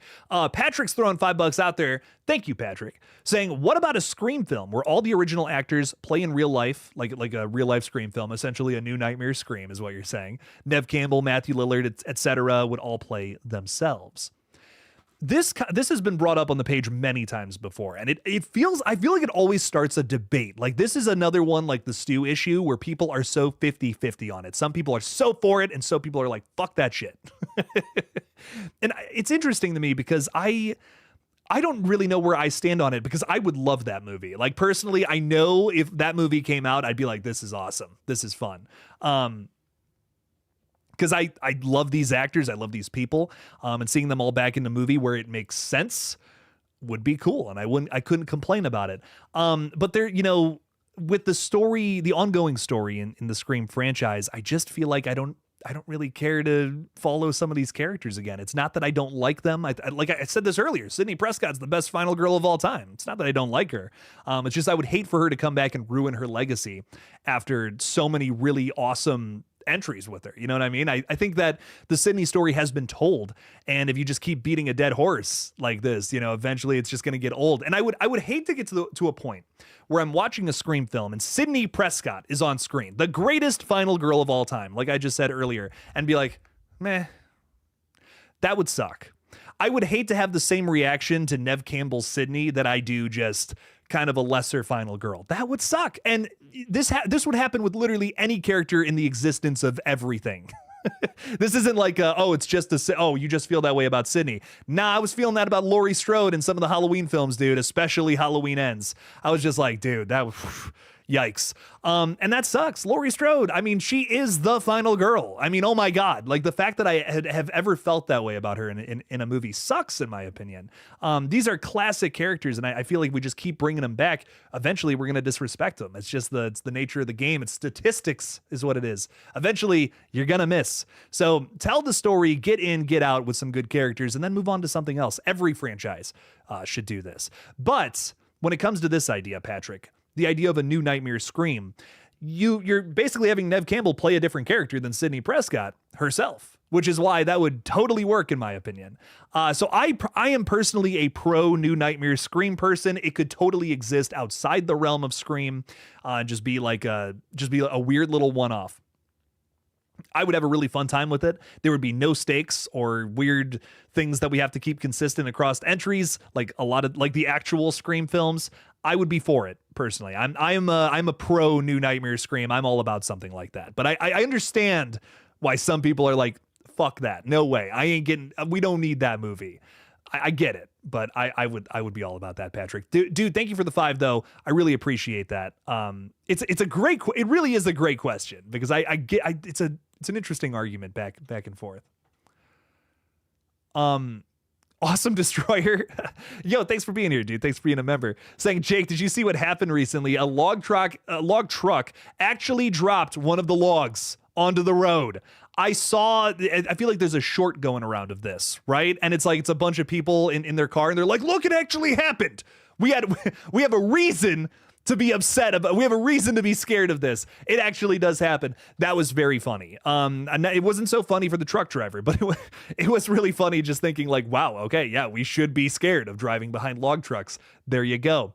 But yeah, no, that is nuts. If you've seen the video, you know it was like nowhere near like Final Destination. It fell off the side and it's like on the side of it bounces on the side of the road and kind of like just goes off. It wasn't hurting anybody. So I'm okay laughing at this. But it was very funny. The people in the car recording are just like, see, told you, totally vindicated here. This is why we're upset about these kind of things. And I just thought that was very funny. So very solid stuff there. Awesome Destroyer. I love that a ton. Ty Lee, also a member. Hello, Ty. Saying, I liked how Final Destination 2 depicted death as a shadow creeping around. We kind of got a taste of that in the first one too, right? They kind of had like a physical death being. I'm on the fence with how I feel about that, but I know the creators have said multiple times, they're like, we fucked up big time creating a huge, super profitable horror franchise without a face to it, essentially. So that's why you always get the skulls in the posters, right? Because it's like, well, we don't have a Grim Reaper or anything. We don't have a villain technically. It's just the force of death. Which is tough to market something like that, I get it. I get why they would be upset with that. You could sell 1,000 Billy the Puppets or Chucky dolls, right? Or Jason Voorhees masks, but what do you sell with Final Destination? If you're trying to profit off of toys, collectibles, yada yada, it's a tougher ask. Webs I Love 1122 throwing $2 out there, asking the age-old question, what is your favorite horror film? Curious. This is a question I get often for pretty obvious reasons. My favorite horror film of all time is The Fly. This has been my answer for a long time now. I feel like it's one of those things where I feel like it changes all the time. And I also feel like just to say that there's one definitive horror film that I love more than all the other ones is crazy. But the reason I always say The Fly is because I just feel like it's so unique. I have yet to see a film that made me feel the same way as The Fly. It is not only so brutal in terms of practical effects and just some of the kills and shit that happens in it, it is a romantic tragedy, which I feel like is such a special combination. Those two things, body horror and it's sci-fi body horror that's also a tragic love story. I can't name too many movies that define that description exactly and are as fantastic as the David Cronenberg film. So I don't know. To me, it's just such a unique film. I've yet to see another movie like it that is done as well. And I just love every second of it. I think everybody in it too is like giving like some of their career best performances. I love The Fly. It's so much fun. It's so unique. It's so 80s too. Came out in a really interesting time period for horror too, the late 80s, which is like one of my favorite times for horror because it's all over the place, like how shit is now. The late 80s saw so many like really silly horror films, like, post Nightmare on Elm Street from 84. You have all these movies, which literally the one on my shirt, Return of the Living Dead, baby. Oh my God. And I have The Fly pants on right now. Oh, look how perfect that is. I was born to answer this question today. No way. Shit. So ready for this question. It's not even funny. But yeah, I Return of the Living Dead on my shirt. Also another very silly horror film that comes out in the late 80s. And horror gets campier and sillier during this time period, but then there's all these movies that also come out and challenge that. It's like, no, horror is supposed to be serious and cynical. You got Hellraiser, you got The Fly, which also has some campiness to it, don't get me wrong, but it's also very like serious and tragic. And I mean, the ending of it is like, it's a tearjerker almost. You're like, oh my God, I feel so bad for this man who is also split with the fly, who is also then split with the telepod. It's a great movie. It's a 10 out of 10. It's my favorite horror film, I think, even though I think there are other movies that scratch the itch in a different way that I would also put up there. The Evil Dead. Love it. My favorite franchise of all time is The Evil Dead. I love all 5 movies. All 5 of them bangers in their own right for totally different reasons. There's something from Evil Dead that, you can get everything from Evil Dead. There's a campy, fun adventure flick. There's a horror comedy. There's a lot of straight up horror. There's just so many different things from Evil Dead, and that's probably my favorite franchise in general, which is why I'm so excited for Evil Dead Burn. We do have a release date for that one. It's a summer of 2026. Yeah, I'm really excited for that movie. So I don't know. So far, Evil Dead has yet to miss with me. Even the show. Oh man, you guys see Ash versus the Evil Dead? So good. Damn. But there's just so many good stuff out there. And you have, that was a good answer too. Webs I Love is following that up, talking about their own favorite horror film. The Lost Boys and OG Fright Night. Great choices, like genuinely great choices. You know what's really funny about that? My fiance, one of her favorite horror films is The Lost Boys. And we just bought the sequels, like on Blu-ray, and I've been meaning to sit down and watch them. I have not seen them. I actually have not seen any of the sequels. I only know about them. But I actually want to sit down. I love The Lost Boys. Like one of my favorite vampire films, easy, without a doubt. It's so much fun. This is like, I don't know, maybe it's just me, but to me, this is one of the most fun horror films you can put on. It has a great cast of characters across the board, some genuinely creepy moments too, which from like a Spielbergian horror film like this, you wouldn't think it would actually get that scary, but I think it does, dude. Oh, I love all the Jim Morrison references too, because I'm a big The Doors fan. Love The Doors a ton from the 60s. Rock on. Any Doors fans out there? Come on, baby. I can't be the only one. But I love The Lost Boys. There's so much to love. There's so much to love about it. It's iconic. One of the better 80s horror films without a doubt. So that's a great choice. Fright Night should get some love too. I like Fright Night quite a bit as well, but Lost Boys, it's got a special place in my heart, that one. So I love those choices. Excellent choices right there. Some great movies. Ooh, good stuff. Webs I Love. Thank you for the multiple super chats too. I really appreciate it. And thank you for being here. Thanks for talking a little horror. I could talk about all these weird horror movies all day, so it's been fun. It's always nice having some new faces around too. Not that I don't love the regulars, you guys rock too, but it's always nice talking horror with new people, you know.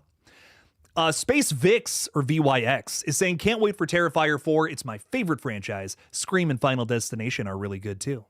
I'm hyped for Terrifier 4, man. There's, even though I do like a lot of the weirder sci-fi stuff, man, I do love me a good slasher every now and then too. And Terrifier really scratches that itch for me personally. I'm really excited for Terrifier 4. I think it's going to be a lot of fun, and I'm mentally preparing myself for just a totally different flick from what we got. Just everything I've heard Damien Leone talk about it. Every time I hear him talk about it, every time I hear him say like what Terrifier 4 means to him, what it's going to be, is that it's going to be like this finale. It's this like finale to the whole franchise. It's going to be big. It's going to be epic, like a big battle. So I'm mentally preparing myself for a film that just goes beyond the slasher roots of this series, maybe goes into some like epic territory. So I feel like, honestly, I know like Terrifier 2 and 3's reception was very positive. I think 4's is going to be a little more divisive, honestly. And that's just inherent to a film that's going to take the concept to higher places, I feel. So I'm mentally preparing myself for a divisive reaction to 4, where obviously 2 and 3 were mostly beloved. Pat and Jester loved Ash versus the Evil Dead. It's so good. It's so much fun. Wayne Turner, I have not said hi to you. I'm so sorry. Wayne, hello. The Lost Boys is awesome. I was like, a West? What does that mean? It's awesome. It is awesome. I love that one.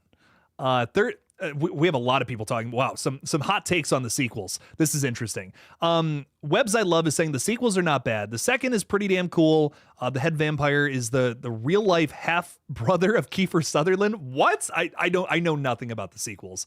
Interestingly enough, Wayne Turner is also saying third movie is better than the second one. First one way better than both. I have heard this before. I have heard that the sequels are not as good as the original movie, but I do want to sit down and watch them. I'm just curious. I know that one of is one or two of the Coreys in the sequel or the third.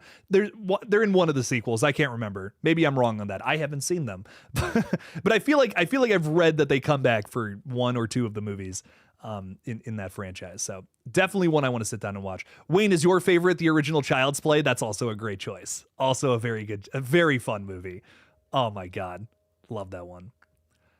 And the love for the Doors out here makes me so happy. The Doors rock, baby. Yes, they do. Love me 2 times, baby. Oh, seeing everyone talking about the Doors now makes me so happy.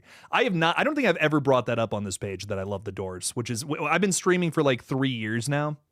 Had the channel for 5. I don't think I've ever brought up that I love the Doors so much, which is funny. Joe Bet Gret saying, I agree with everything you said about the Lost Boys, and it also has some eye candy. Yeah, it does. Yeah, the fuck it does. Whew, damn. Catch me wiping my forehead watching that one. Nod 23 Hill is saying, I'm the Lizard King. I can do anything. Nice. Some deep cut references there. Whew. I didn't realize we had so many Doors fans over here. Very nice. Very good stuff. Picky Piggy is saying my favorite horror movies are the Final Destination movies, Trick or Treat, great choice, Halloween series, and Tales of Halloween. All good choices all around, dude. Very nice. So you also, okay, I know Picky Piggy, you were talking about earlier that Final Destination was like your first big horror franchise. So you like Halloween too? That's cool. That's really good. I love, man, those movies are fun. I definitely don't like all of them. The Halloween Ends days were rough around here, but some of those sequels though are crazy fun. I'm like, I don't understand how more people don't vibe with this one. So that's some really good stuff there for sure. Madison, that's so funny. Madison, my fiance, just popped in. She said, I love the Lost Boys. We were just talking about how much you love the Lost Boys. Man, such a fun movie. I'd love to put that one on again. Madison, we got to watch the sequels this weekend. Everyone's counting on us to watch these movies now, so we got to watch those. I have never seen 2 or 3, and hang on, pause. Everyone, stop what we're doing just real quick, because I want to go grab this Blu-ray. I want to say there was another film on there, but I don't know now. Now I don't know what's going on. Okay, hang on. Where is it? Here it is. Yes, okay. There's just 2 movies. It's a triple feature of all 3 of them. That's what we bought. Right. So let me show this off just real quick. I bought this for $10. I feel like totally worth it. It's all 3. I think there's only 3 movies. I could be mistaken. Correct me if I'm wrong here, but it's all 3 of the Lost Boys movies. I thought there was like another movie on here, but there's just like the original, which makes sense. So there's Lost Boys: The Tribe, and then there's Lost Boys: The Thirst, and it looks like the Corey, one of the Coreys is in both of these movies. I get them confused all the time because they're both named Corey. I feel like that's an okay that's an okay mistake to make. But yeah, I'm gonna have to put these on. Man, that first one's so good, you know. I feel like there's got to be something to the sequels. So I'm putting out. I got that one right there. I'm putting it on my stand with my TV right next to this. So. What else is going on? Madison saying you have them. Oh God, we bought them together. You don't remember? Clutching my pearls. You remember this you remember this. We were at the secondhand store or whatever, and I think we saw the Blu-ray, and it was like, what? No way. I've always wanted to watch these. Feldman is in both sequels. Haim is in the deleted scenes of part 2. Thank you, Talking Chucky podcast. Corey Feldman is the one that's in both. I know, like, it's weird. Like, I see their faces and I'm like, I know who that is. The Corey that's also in Friday the 13th. That's the one, but I mix them up. I mix up their last names. And Corey Feldman's the one that's still alive, right? Corey Haim tragically passed away, if I'm not mistaken. Yeah. I think I'm right about that. Anyways, Ghostface is saying, who else loves Salem's Lot? I do love Salem's Lot, just not the new one.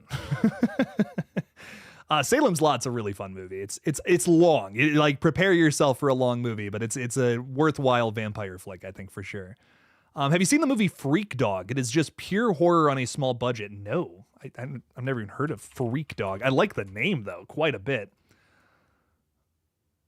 It's also subtitled Red Mist. Okay. When a doctor administers an untested drug cocktail to a comatose, troubled man, she triggers an out-of-body experience that allows her patient to exact his grisly revenge. I'm loving the sounds of this. That sounds very bizarre. Do not resuscitate is the tagline. Okay, hour 23, a cool hour 23. I'm all about this. Where can I watch it? I got some time before this movie I'm going to. It's $2 on YouTube. Oh shit, I think I'm watching some Freak Dog after this. Well, ladies and gentlemen, I have a date with the Lost Boys sequels and Freak Dog, apparently. I think I would be really concerned if a friend of mine was like, I got a date with Freak Dog tonight. I'd be like, don't go out. Please stay home. Dear God, do not go on a date with Freak Dog. But I really appreciate you guys hanging out with us. Drew Seth, I'm so sorry I didn't say hi to you. Hello. Just kind of time to wrap this up, unfortunately. But again, thank you guys so much for supporting the page. Thanks for hanging out with me. Thanks for talking horror. I'd be sitting here alone talking to myself otherwise, and it would be really sad and pathetic. So thank you. Thank you for joining me. I will have some really fun reviews for patrons this week, as well as some other weird videos. We're talking about the Welcome to Derry trailer that comes out tomorrow. And then we're also talking again about Final Destination Wednesday. Hard Wednesday on that one. Definitely check it out. Really fun stuff coming this way. And one last thing, live stream on Friday for the first countdown stream for I Know What You Did Last Summer. The next 8 weeks, we're talking about that one, baby. It's kind of going to be the focus of the page for a little while. So give it a watch. Check those out on Friday. Going to be a lot of fun. Thank you for being here. So much love to you all. And as always, don't forget to kill it out there, y'all. Peace out.